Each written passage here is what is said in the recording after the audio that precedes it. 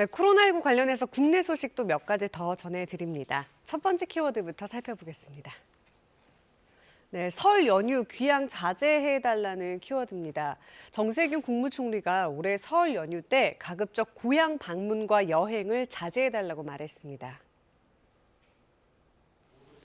정 총리는 어제 정부 세종청사에서 제4회 국무회의를 주재하고 설 연휴 이동과 접촉을 최소화해 줄 것을 국민 여러분께 당부드린다며 이같이 말했습니다.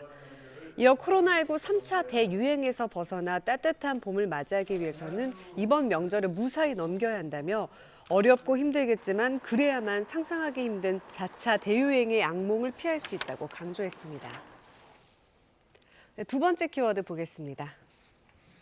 네, 작년 양대 배달앱 결제액이 12조 원이라는 내용입니다.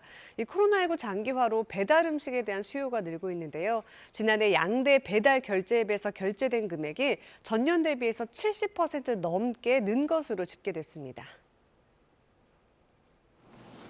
한 앱 분석업체가 만 20세 이상 우리 국민들의 신용카드와 체크카드, 휴대전화 소액 결제 등을 조사한 결과 지난해 배달의 민족과 요기요 두 업체에서 결제된 금액이 약 12조 2천억여 원으로 추정된다고 밝혔습니다. 특히 이 두 배달앱에서 지난달 결제된 금액은 1조 4,400억여 원으로 월간 기준 최고치를 경신했습니다. 분석업체 측은 이번 결과에 다른 배달 결제 앱 등이 빠져 있다며 실제 배달 앱 시장의 규모는 더 크다고 설명했습니다. 네, 세 번째 키워드 보겠습니다. 네, 동부구치소 13차 전수검사 오늘 결과 나온다는 키워드입니다.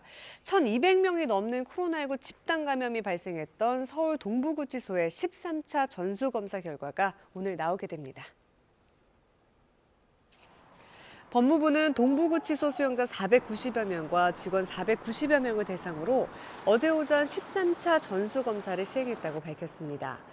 어제 오후 5시 기준 전국 교정시설의 누적 확진자는 1,264명으로 추가 확진자는 나오지 않았습니다.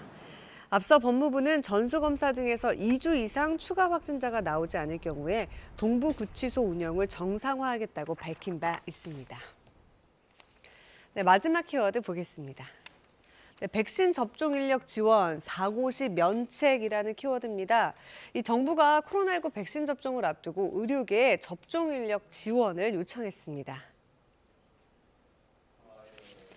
권덕철 보건복지부 장관은 어제 오전 코로나19 백신 의정공동위원회 1차 회의에서 짧은 기간에 여러 백신을 다양한 장소에서 접종해야 하기 때문에 일부 지역과 시설에서는 다수의 접종 인력이 필요한 경우가 발생할 수 있다며 의료계의 지원을 요청했습니다. 이에 대한의사협회는 코로나19 백신과 관련한 부작용에 대해서 충분히 대비하고 접종 관련 사고 시 의료진 면책안을 마련할 것을 건의했습니다. 최대집 의사협회장은 원활한 백신 접종이 진행돼 빠른 시간 내 코로나19를 극복하기 위해선 무엇보다 전문가 단체 의견이 적극 반영돼야 할 것이라고 강조했습니다. 지금까지 코로나 Q&A였습니다.